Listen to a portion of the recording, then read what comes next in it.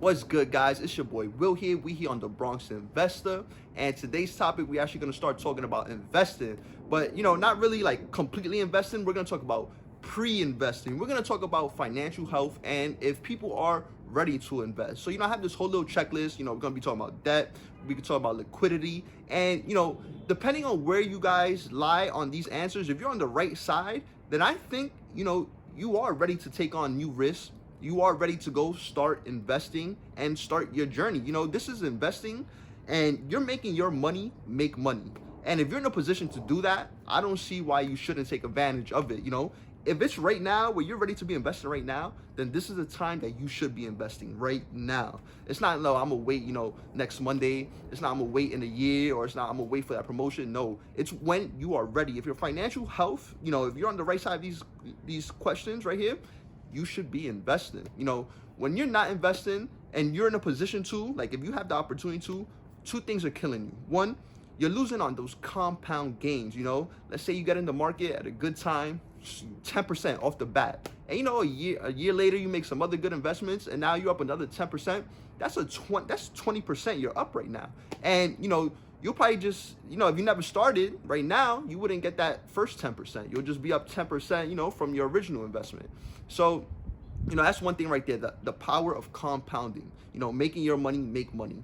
The second thing is, experience. Experience is everything. Look, you have all the knowledge in the world. You have a PhD. You go to a job and you don't have that much experience. The job is going to really take the person with experience. So having experience is key in the stock market. Just being in the market for just about a few months, let's say 6, you really start to absorb and observe like all the movements that happen in the market. You see why, prices start to go up. You start to catch patterns, and, it's priceless. You can't really put, a numerical figure on, how important, experience is. So, I have this checklist. We're going to go over it. And, if you have the opportunity to invest, if you're ready for it, the right side of these answers, you should be investing. And don't be afraid to hit me up. I'm here as a resource for you guys. Like, I'm really trying to push out the agenda. I want as much as you guys as I can to start investing. This isn't for me. This is for you, for you, your kids, your future, your family. And yeah, so let's get into it. So the first thing on the checklist is, do you have a grip on your financial affairs? And what does this really mean? This really means, do you live within your means? Are you the type of person where, you making, like I said this before, let's say if you're making 50,000, or let's say you're making 70,000. Are you living a $70,000 lifestyle? And if you are, then you do have to make some cutbacks. And this isn't just for investing. This is just for like general advice, and in general, when you cut back, you allow yourself to save. You allow yourself to have, put some for investing, and that's really where you want to be. This is how you make those gains. If you're spending every penny that you have, then how are you moving forward? So what else does that mean with your financial affairs? Do you owe bad debt? Another sub question that I always get is, oh, can I be investing if I have debt? And the complex answer is yes, but you want to make sure that you're investing. If you do have debt, there's no control of it. If you have debt, you want to make sure you are investing with good debt. So what does that mean? Me, when I started, I had, school loans, owed about, what was it, like 12,000. That didn't really stop me from investing. I knew, what, I could start off real small. Why don't I put in, a few $200 in the market? It's not gonna really take a whole, toll on my finances. I'm not putting in 2,000. I'm not putting in like, 5,000. I'm putting in a small number, 200. And we're just, when you get into a pool, you dip your foot in a little bit, check how cold it is. That's all I was doing with it. Still had debt. And, what position am I in now? That 12,000 is down to like about 1,000 right now. And, my investing, that 200 is up to like about like 12,000 right now. So it's kind of like, it did like a whole flip. So should you be investing with debt? I would say you should be investing with good debt. If you do have bad debt, that's what you should primarily focus on first, those credit cards, anything like that. If you have a car payment, I would still say, you could still focus on, investing the same way I did, very little at a time.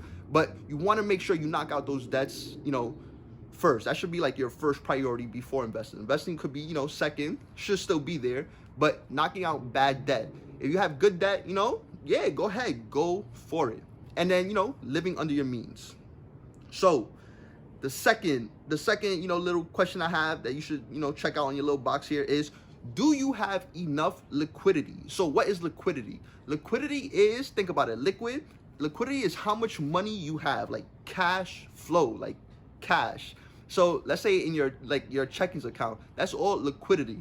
Let's say if you own a car, that's not really liquidity, because you have to go sell the car, go to the dealership. It's a whole process to get that money. So, the car could be turned into liquid assets, but it's a lengthier process. Same way as if you have a house, you probably have a bunch of money in the house, equity, whatever it is. Let's say you have like 200K in a house. You bought a house, you put in money, paying your mortgage, 200K. Is it really that liquid? No, it's not. It's gonna take you time to sell, especially like, what time of the year, stuff like that. That's a whole nother little rant right there. But so enough liquidity. What also comes with that?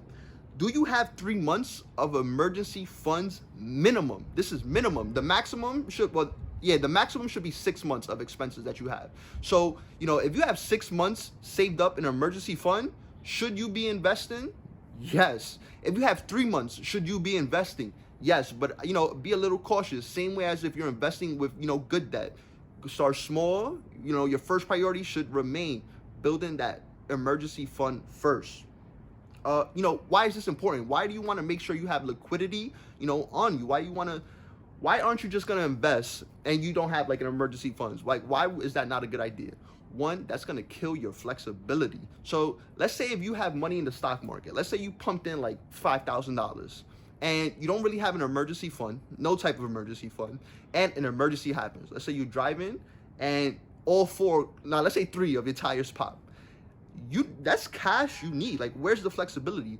You're gonna have to go into your stock market, your brokerage account, take that money out, and that's gonna kill you. Like, you're gonna kill all your gains. It's like a little egg, kind of, you're heating it up in a little incubator. I hope y'all getting this metaphor. And if you take it out, that's it, it's done. Like, you have to restart the whole process all over. That just like resets you back to zero.